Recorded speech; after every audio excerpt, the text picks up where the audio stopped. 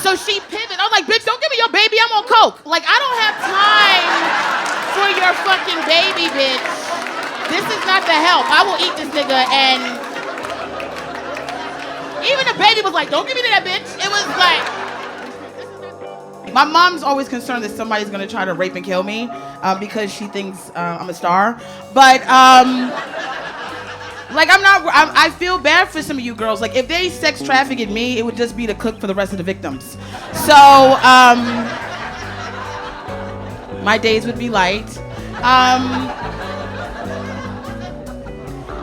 Obviously, I'm from New York, or I live in New York. I'm from Maryland, but I live in New York, and I flew here. I hate flying. Flying is like, it's one of the worst things. We have to do it a lot as comics, and so I get high a lot, or, you know, like I eat.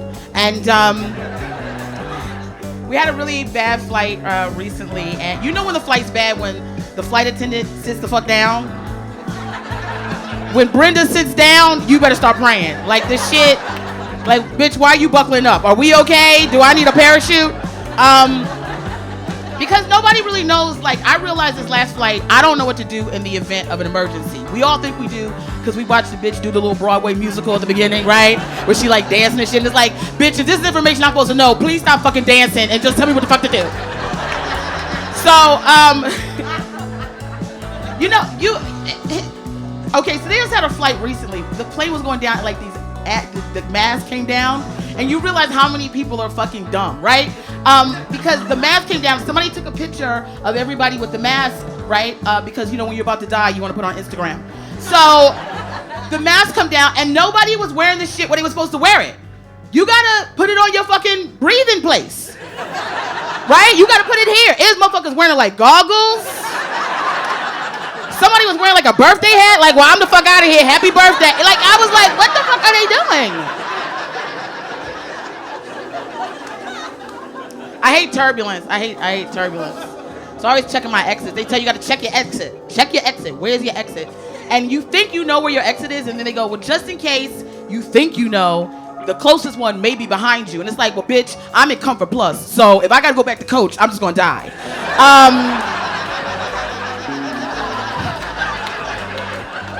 I'm not going to Coach. I'm determined that if a plane goes down, first class is just going to detach from the rest of the poor motherfuckers and just keep flying to Miami. They don't give a fuck about Coach, okay? Meemaw only flies every 10 years. That bitch has got to go. You understand? So, plane etiquette is also like at an all-time low. I was sitting next to this white bitch and her baby, and I guess they had money because the bitch and the baby had their own seat. So,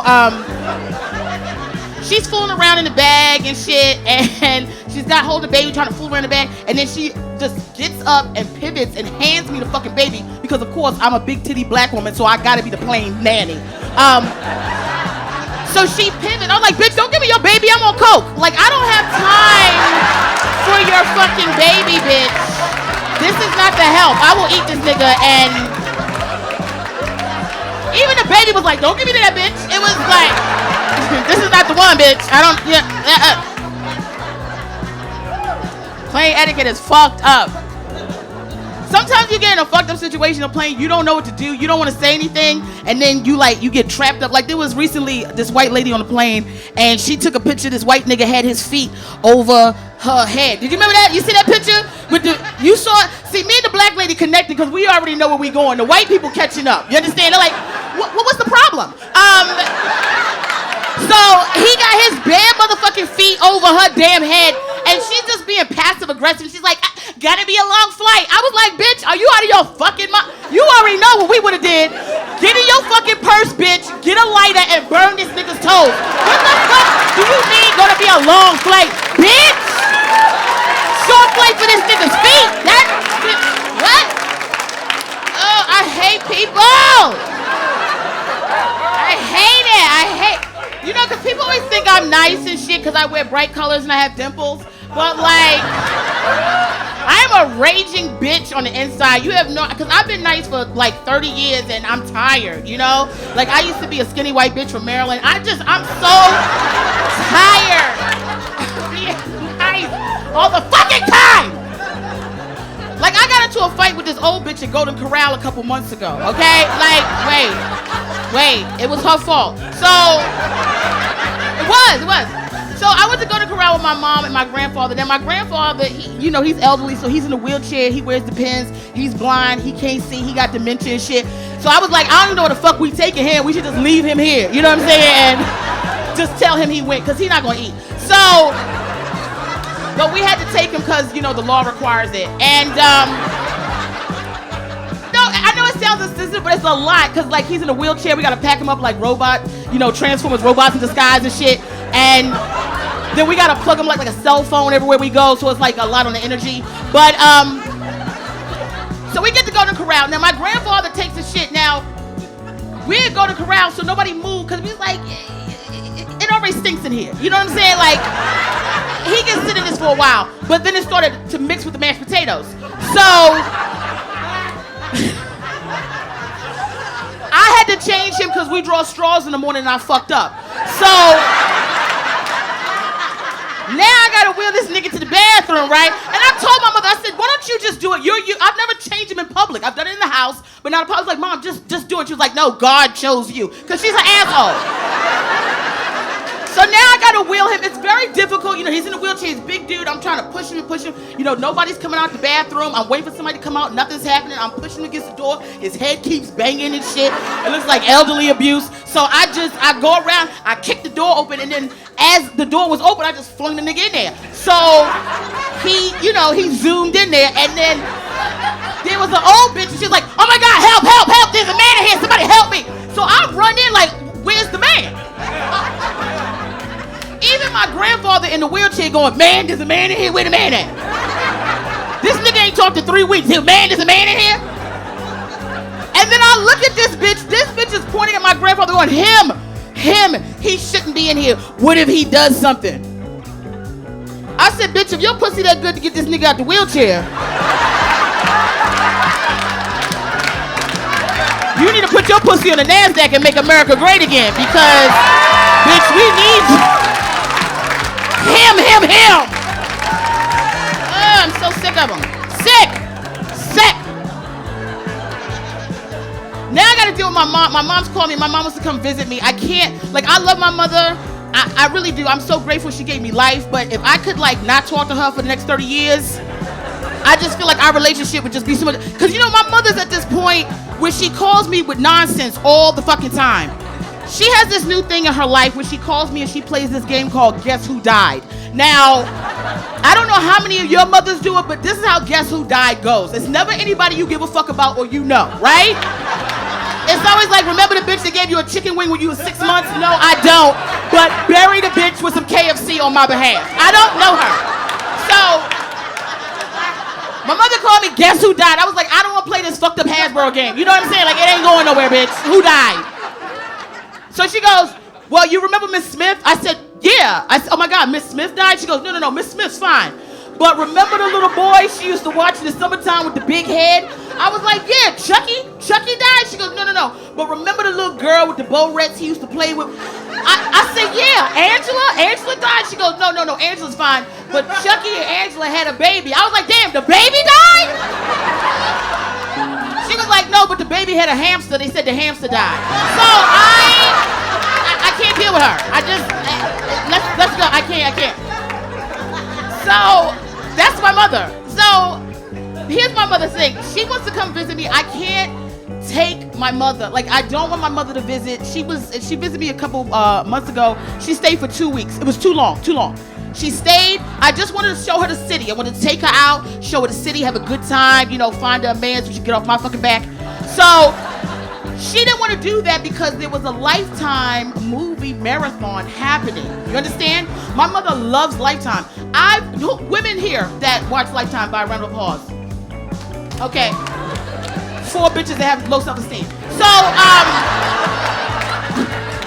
I never watched the network. All I know is their slogan is they're a network for women. So I thought my mother and I were gonna bond over some women empowerment shit. You know what I'm saying? I thought it was gonna be women cutting niggas' dicks off. Chewing balls and shit. Free bleeding on the grass. I was like, yo, we about to do this shit.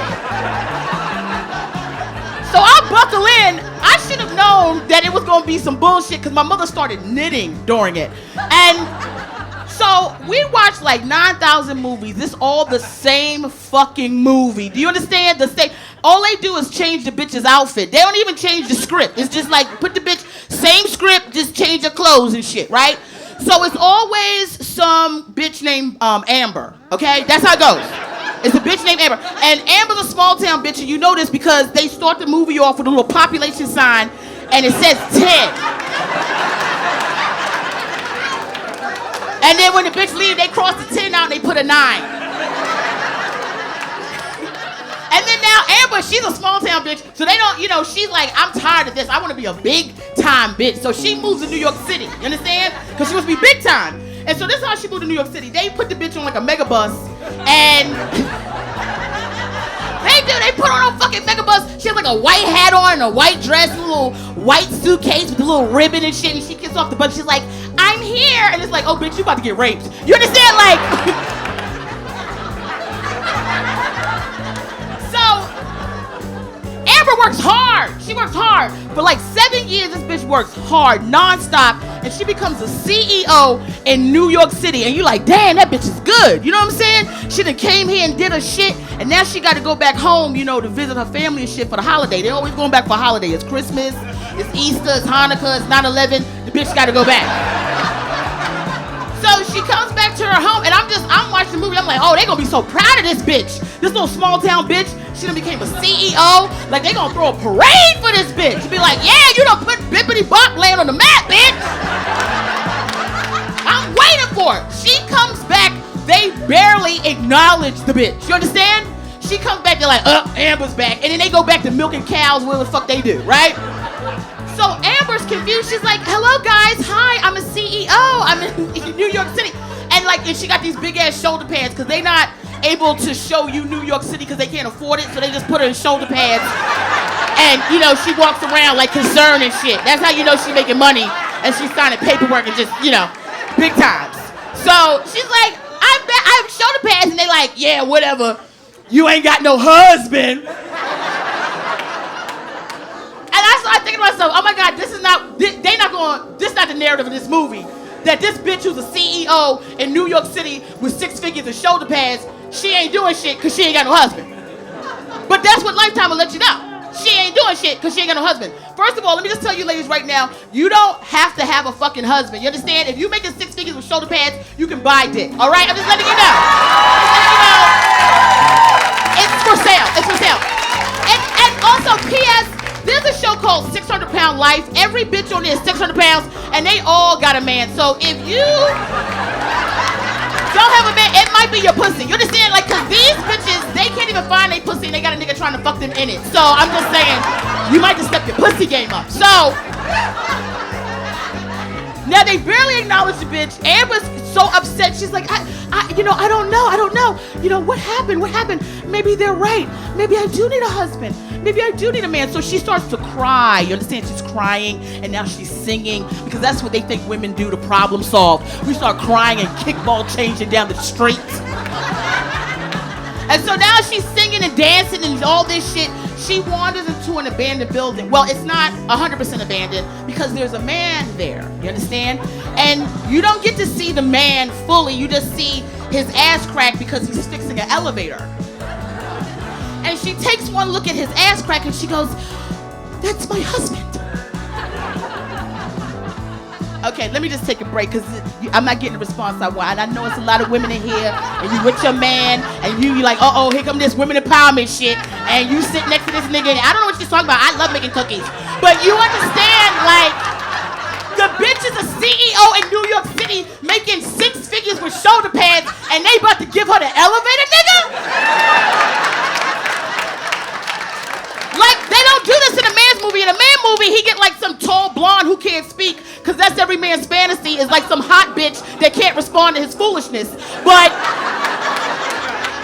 in a women's movie, she get the elevator nigga, and now they see that she's in love with the elevator. First of all, it's only 9 people in town. He don't need to fix no elevator. Nobody goes upstairs. Like, so what? He's barely working. So now they take a look at at her and they go, oh, Amber, this is the love of your life now. You better stay here. You gotta stay here. You gotta give up your shit in New York City. You gotta stay here and be the elevator nigga bitch wife.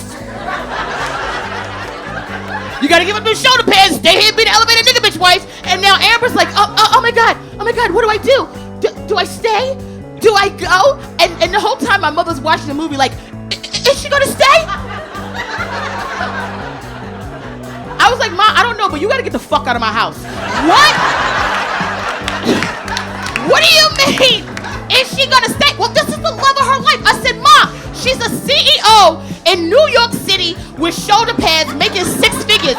She's not giving that up to stay here and be the elevator nigga bitch wife. You understand? She's gonna go back to New York City, and if she wants, she can take this nigga with her, because New York is where all the elevators are. He could be the elevator nigga bitch